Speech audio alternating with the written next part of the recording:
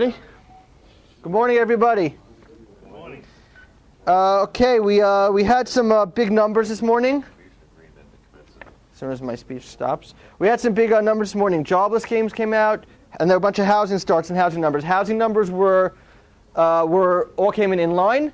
Jobless claims, the initial claims came in about 7 or 10,000 claims, better than expected.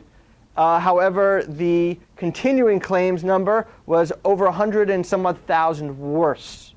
So, that basically means that, people are not getting jobs who are in the market. People are staying out in the job market longer, but there are a few less people who were unemployed this week, or people left the unemployment roll somehow, but not obviously by getting jobs. They either left or...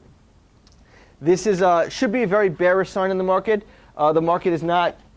They're not really doing much. They're down about 1.5, very little, which goes to something Yves has been saying, which is we're not seeing selling pressure. And until we see selling pressure, you're not going to see any kind of definitive, massive sell-off.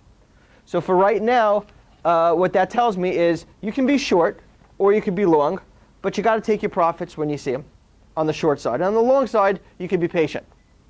So the short side, you can take your profits, and the long side, be patient. And look, if at one point we're going to have a massive series of down days, the market's going to get killed. Everyone knows it. The problem is you can go broke waiting for it.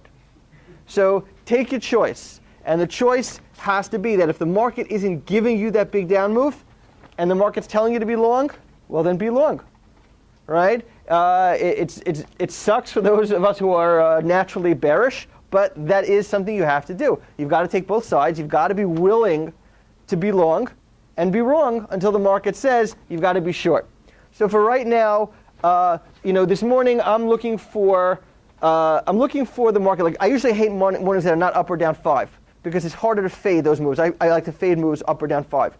So right now we've got to move a market that's a little bearish. So I'm looking at what might have a little more legs on the downside. So I'm thinking about a few things that have been very strong lately, mostly commodity based, that today have what we'll call a little less push or a little less love to give early. So I'm looking at steel, I'm looking at oil, and I'm looking at gold. 3 sectors that are trading red early in the morning, all of commodities that are down here or overseas, and I'm expecting one leg down. Now I'm not going to hold these all day. Don't hold me to that. I don't expect to hold these all day. I expect to take one leg down, get myself out, and reevaluate the situation. Again, if the market is giving you long-term love on the downside, it's one thing. But if it's not, I'm not going to sit there. I'm not going to hold on and waiting for it. In the same breath, I will tell you that at 10 o'clock we have the Philly Fed number.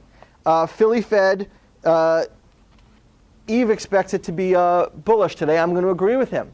It's been coming in bullish. All these numbers have been coming in bullish. They're going to use it to run the market. Now, the one thing about the numbers you've got to learn and you've got to play is the spike.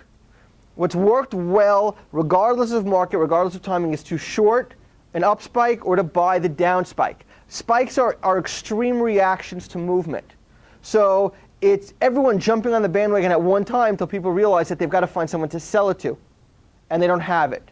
So you're going to be the guy who's going to sell it high up to those people, if it's a buy, and then they're going to find that it's coming down because they're all trying to get out of what they thought would be a very quick momentum trade. Again, spike, sell, quick move down. When the market starts to stabilize, it'll probably be a buy again. Okay?